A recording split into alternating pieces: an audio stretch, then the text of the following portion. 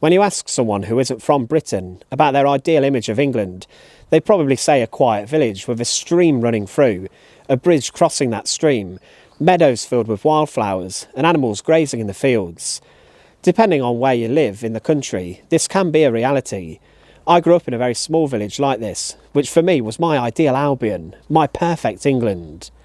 The truth is that today, most people live inside of cities or towns, and the countryside is being swallowed up by huge grotesque housing estates. Farmers sell their land to developers for obscene amounts of money, and the green spaces that once made England beautiful do disappear. But even the most remote, isolated and quiet villages felt the effects of a global conflict which did not directly affect them. The First World War caused devastation on a catastrophic level never before felt in England. The only time something came close to this was probably when the plague would come around, causing a huge amount of death. The British government during World War I encouraged and conscripted millions of men to go and fight abroad in the conflict on the battlefields of Flanders, and many of these men went over the top to their deaths within minutes of arriving on the front lines. Still today, if you walk into many village churches, you'll usually see a wooden plaque on the side of them, this being a war memorial to those men who died during the conflict, thousands of miles from home, where in reality they should have been. Even the smallest of settlements lost men.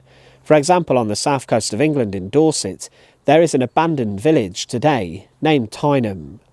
This settlement didn't even have electricity, but there were 6 men who were called up to fight, and these all lost their lives in the First World War from that village. But there were a few very lucky villages in which everyone who went to fight during World War I came home.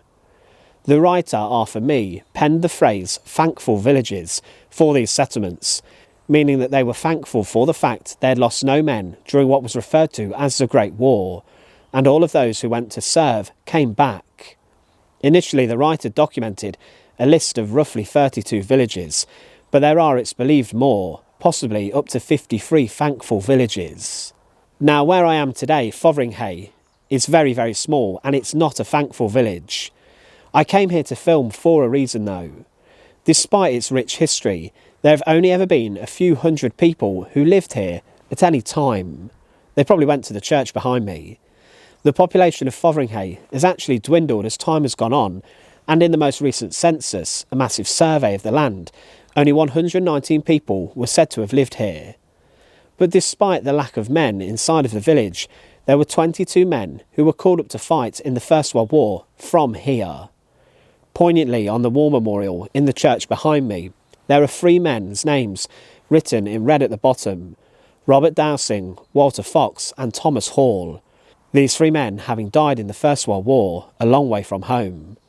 So even in a village and a settlement as small as this, there were men who became victims of the trenches and of a conflict fought thousands of miles away on foreign soil. In the village of Tay in Rutland, not too far from here, there is a plaque on the church that says, "This tablet is erected to the glory of God and in humble acknowledgement of his mercies in preserving the lives of the 11 men and 2 women residents of Tay who served in the Great War of 1914 to 1918.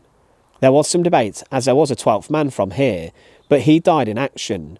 But the locals then decided that he was not a regular resident, but was a visitor to the village, and thus today, Tay is a thankful village. There are some villages that are known as doubly thankful, meaning that no residents died during the Second World War either.